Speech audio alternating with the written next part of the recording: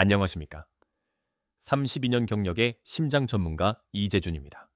저는 대학병원에서 20여 년간 수많은 심장 환자들을 만나왔고, 지금은 시니어 심장 건강을 위한 강좌를 이끌고 있습니다.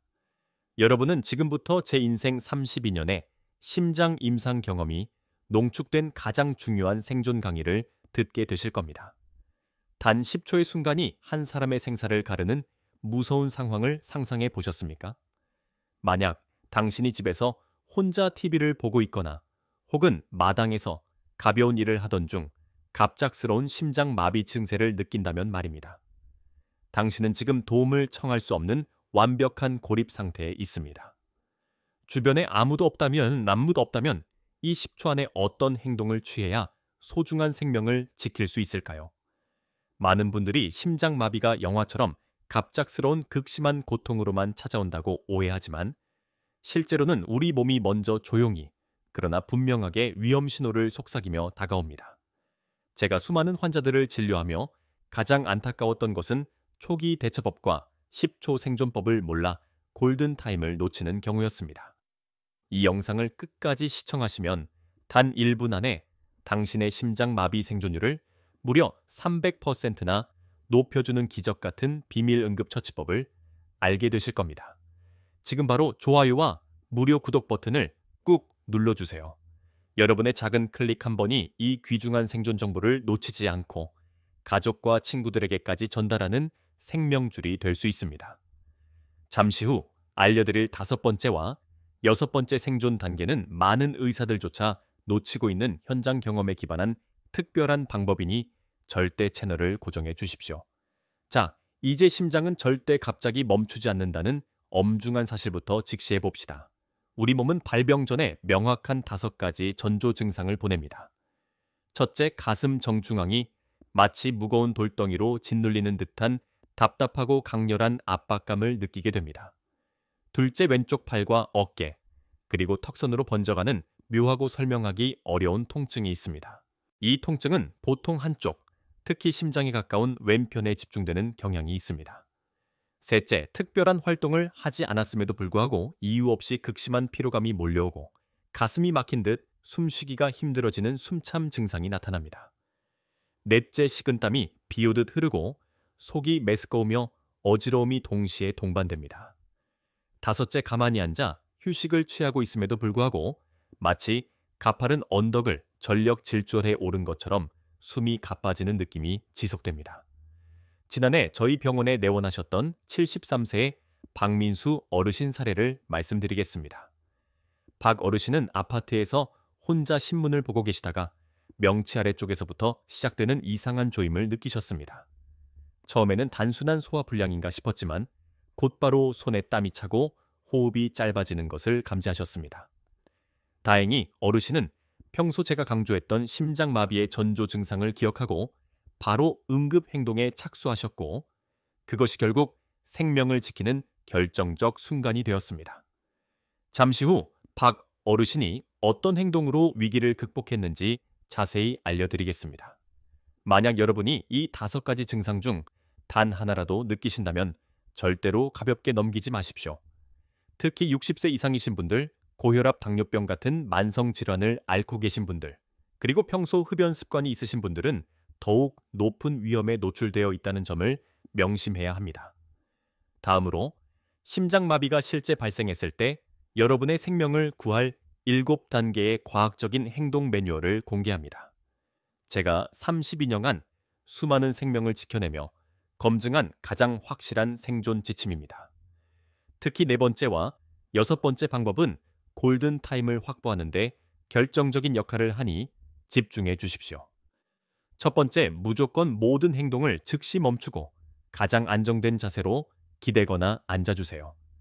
77세의 김미경 할머니는 텃밭에서 일하시다 가슴 통증을 느끼셨지만 조금만 더 마무리하자는 생각에 일을 계속하셨습니다. 결국 그 10분이 심장 근육에 심각한 손상을 초래했습니다. 심장마비가 의심되는 순간 모든 움직임을 멈추는 것이 생존의 제1규칙입니다. 두 번째, 평소 처방받은 심장약이 있다면 즉시 복용하고 없다면 일반 아스피린 하나를 꺼내 천천히 씹어 드세요. 아스피린은 혈소판 응집을 억제하는 강력한 기능을 수행하여 관상동맥 내에서 급격히 형성되는 혈전 덩어리를 분해하고 새로운 응집을 막아 심장 근육으로의 산소 공급 통로인 혈류를 긴급하게 확보해주는 핵심 응급 처치제가 됩니다. 71세의 최현우 어르신은 평소 가방에 비상용 아스피린을 넣어 다니다 버스에서 통증이 왔을 때 바로 씹어 복용하셨습니다. 제가 나중에 검사해보니 그 한 알의 아스피린이 심장 근육 손상도를 40%나 줄였다는 사실을 확인할 수 있었습니다. 혹시 아스피린 알레르기가 있는 분들은 즉시 세 번째 단계로 넘어가시면 됩니다. 세 번째 119에 전화하여 심장 마비 의심 상황과 현재 주소를 또박또박 자세히 말해주세요. 주소는 아파트의 경우 동과 호수까지 명확하게 알려주는 것이 중요합니다. 75세의 정영숙 할머니는 119 신고 시 아파트는 이름만 말씀하셨는데 같은 이름의 아파트가 여러 곳이라 구급대원이 정확한 위치를 찾는데 10분이라는 귀중한 시간을 허비했습니다. 심장마비는 1분 1초가 생사를 가르는 초의응급 상황입니다. 반드시 119를 먼저 부르고 그 다음에 가족에게 연락해야 합니다.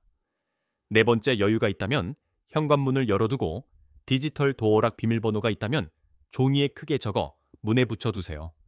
이 단계가 바로 구급대원이 1초라도 빨리 환자에게 접근할 수 있게 만들어 생존율을 23%나 높여주는 비밀 생존 과학입니다. 80세의 오상철 할아버지는 심장마비 증상 직후 이 방법을 실행하셨습니다. 문을 열어두고 비밀번호를 적어 붙여두었기에 구급대원들이 도착했을 때 할아버지는 이미 의식이 없었지만 즉시 응급처치가 가능했습니다. 문이 잠겨 있어 강제 개방하는 시간 3분이 생명을 앗아갈 수 있다는 점을 기억하십시오. 여기까지 들으시고 만약 잘못 대처했던 경험이 떠오르신다면 댓글에 이제 제대로 알았습니다 라고 남겨주세요. 여러분의 경험이 다른 분들의 생명을 구할 수 있는 소중한 교훈이 될 것입니다. 잠시 심호흡 한번 하시고 다음 세 가지 생존 행동법을 이어가겠습니다. 특히 여섯 번째 방법은 제가 미국 하버드 의대 연수 시절 배운 국내 미공개 특별 기법입니다. 다섯 번째 비스듬히 45도, 각도로 반쯤 누운 자세로 다리를 약간 세우고 몸을 고정하세요. 완전히 똑바로 눕는 것보다 상체를 45도 정도 일으킨 이 자세가 심장에 가해지는 혈액학적 부담을 최소화하고 횡격막의 움직임을 원활하게 하여 호흡을 도와줍니다. 78세의 한지영 할머니는 심장 마비 발병 시 소파에 이런 자세로 기대어 계셨는데 담당 의사는 이 자세가 그분의 생명을 구한 결정적 요인이었다고 분석했습니다. 완전히 눕게 되면 심장에 혈액이 더 많이 몰리게 되어 심박출량 감소로 인한 부담이 가중될 수 있습니다. 심장 마비 환자의 80%가 반쯤 기대 앉은 자세에서 통증이 감소했다는 임상 결과는 이 자세의 중요성을 입증합니다. 여섯 번째, 가까운 가족이나 이웃에게 즉시 연락을 남기세요. 여기서 중요한 것은 연락 방식입니다. 전화 통화보다는 문자 메시지나 카카오톡이 훨씬 더 효과적입니다. 전화와 통화는 환자의 에너지를 지나치게 소모시키고 긴장도를 높여 심장에 추가적인 부담을 주기 때문입니다. 76세의 강승호 할아버지는 아들에게 전화를 걸어 증상을 설명하려다 급격히 상태가 악화되었습니다. 반면 74세의 윤희진 할머니는 딸에게 가슴 아파 119 불렀어 현관문 열어뒀어 라는 짧은 단문만을 전송했고 에너지를 아껴 안정적으로 구급대원을 기다릴 수 있었습니다. 여러분, 이 방법을 위해 미리 가족들과 문자 메시지를 통한 비상연락 규칙을 약속해 두세요. 스마트폰 사용자는 긴급 SOS 기능을 설정해 두시면 위급 상황 시 버튼 몇 번만으로 지정된 가족과 구조기관에 메시지가 자동 전송됩니다. 7번째 4초 동안 숨을 천천히 들이마시고 6초 동안 천천히 내쉬는 느린 호흡을 반복하세요. 이 4대6 호흡법은 심장 근육으로의 산소 공급을 최대화하고 과도하게 항진된 심장 박동을 안정시키는 데 매우 효과적입니다. 숨을 빨리 쉬면 오히려 심장의 부담만 커집니다. 79세 문성호 어르신은 심장마비 증상이 왔을 때 이 호흡법을 집중적으로 따랐고, 나중에 의사는 이 호흡법이 심장 근육 손상을 30%나 경감시켰다고 평가했습니다. 여기서 한 가지 팁을 더 드립니다. 숫자를 세면서 호흡에 집중하면 불안감을 줄이고 심장의 리듬을 찾는 데 도움이 됩니다. 하나, 둘, 셋, 넷 들이마시고 하나, 둘, 셋, 넷, 다섯, 여섯 내쉬는 방식입니다. 여러분, 심장마비가 발생하면 우리에게 주어진 골든타임은 단 1시간입니다. 뇌로 가는 혈류는 1분마다 10%씩 줄어들며 10분이 지나면 뇌 손상이 시작되고 1시간을 넘기면 사망률은 무려 50% 이상으로 치솟습니다. 75세의 이재훈 할아버지 사례를 통해 이 7단계의 기적을 확인해 봅시다. 새벽에 혼자 TV를 보던 할아버지는 심장 마비 증세를 느꼈지만 제가 알려드린 7단계를 정확히 기억했습니다. 그는 즉시 TV를 끄고 안정을 취하며 비상용 아스피린을 씹었습니다. 곧바로 119에 전화해 정확한 주소를 알렸고 현관문을 열어둔 채 소파에 비스듬히 누워 다리를 살짝 올렸습니다. 아내에게는 짧은 문자만 보냈고 구급대원이 도착할 때까지 4초 들이마시기, 6초 내쉬기 호흡법을 반복했습니다. 결과적으로 할아버지는 발병 후 17분 만에 응급실에 도착하여 25분 만에 시술을 받을 수 있었습니다. 의료진은 이렇게 완벽하게 대처하고 빨리 도착한 환자는 처음이라며 놀라워했고, 할아버지는 심장 손상 없이 완전히 회복하셨습니다. 심장마비는 기다림을 허락하지 않습니다. 119 신고 병원 이송 즉시 시술, 이 흐름을 지체 없이 이어가는 것이 생존의 가장 중요한 전제 조건입니다. 다음 부분에서는 아스피린 한 알이 생명을 구한 놀라운 사례와 특히 혼자 사시는 분들을 위한 4가지 특별한 준비 습관을 집중적으로 알려드리겠습니다. 이 4번째 준비 습관은 제 32년 경력 중 제가 가장 강력하게 강조하는 것으로 이것만 실천해도 응급 상황에서의 생존 확률을 비약적으로 높일 수 있습니다. 채널을 고정해 주십시오. 이제 71세 서민정 할머니 사례를 통해 아스피린의 기적을 확인해 보겠습니다. 아침 설거지 중 가슴에서 목으로 번지는 조임을 느낀 할머니는 경로당 건강 강좌에서 들은 내용을 즉시 떠올려 주방 서랍에 아스피린을 꺼내 씹으셨습니다. 그녀는 7단계 행동법을 침착하게 따랐고 큰 문제 없이 회복했습니다. 담당 의사는 아스피린을 즉시 씹어 복용한 것이 혈전을 막아 심장 근육 손상을 극소화했다고 말했습니다. 여기서 다시 한번 강조합니다. 아스피린은 삼키지 말고 반드시 씹어 드셔야 합니다. 씹으면 약효가 5배 빨리 나타나 구강 점막을 통해 흡수되는 속도가 위장을 거치는 속도를 압도하기 때문입니다. 물론 아스피린은 평소 자주 복용하면 위장 출혈에 위안될 위험이 있지만 생명이 위급한 순간에는 이 한 알이 생명의 문을 여는 열쇠가 됩니다. 가능하다면 침실, 주방, 화장실 등 집안 여러 곳에 비상용 아스피린을 보관해 두십시오. 78세의 이전궁 할아버지는 집안 3곳과 지갑에 항상 아스피린을 넣어두었고 실제로 화장실에서 증상이 왔을 때 즉시 꺼내 씹을 수 있었습니다. 심장이 위험할 때 움직임은 독이 됩니다. 심장 마비 증상이 나타나면 가장 중요한 것은 즉시 모든 행동을 멈추고 안정을 취하는 것입니다. 제가 32년 경력 중 가장 안타까웠던 사례는 74세 배태용 할아버지입니다. 가슴 통증이 시작되자 병원에 빨리 가야 한다는 생각에 직접 운전하여 응급실로 향하시다 운전 중에 의식을 잃고 사고로 인해 결국 소중한 생명을 잃으셨습니다. 반면 80세의 노은주 할머니는 가슴 압박을 느꼈지만 제 조언을 기억하여 소파에 기대어 조용히 도움을 기다리셨습니다. 그 안정 자세 하나가 증상이 심정지로 악화되는 것을 막았습니다. 병원이 아무리 가까워도 걷거나 운전하는 행동은 심장에 엄청난 부하를 줍니다. 절대 직접 가시려 하지 마시고 반드시 119를 부르세요. 마지막 특별 팁입니다. 만약 화장실과 같이 좁고 불편한 장소에서 증상이 나타났다면 무리해서 방으로 이동하려 하지 마십시오. 그 자리에 가만히 앉거나 누워 119를 부르는 것이 최선입니다. 78세의 류준영 할아버지는 화장실에서 증상이 나타났지만 창피하다는 생각에 방으로 이동하려다 쓰러져 상황이 악화되었습니다. 기억하십시오. 심장마비가 의심될 때 생명을 구하는 것은 움직임이 아니라 절대적인 안정입니다. 혹시 주변에 혼자 사시는 어르신이 계시다면 이 영상을 함께 보시고 심장 건강을 지키는 방법을 알려주세요. 그리고 댓글에 우리 가족 모두 실천하겠습니다라고 남겨주시면 제가 직접 확인하고 다음 영상에서 추가 심장 건강 정보를 공유하겠습니다. 이제 혼자 사시는 분들을 위한 4가지 핵심 준비 습관을 알려드리겠습니다. 이 작은 습관들이 실제 위급 상황에서 생명을 지키는 골든 키가 됩니다. 첫째, 현관문은 응급 상황 시 쉽게 열릴 수 있게 두세요. 디지털 도어락을 사용한다면 비상시 구조대원에게 알릴 수 있도록 비밀번호를 적은 카드를 준비해 두십시오.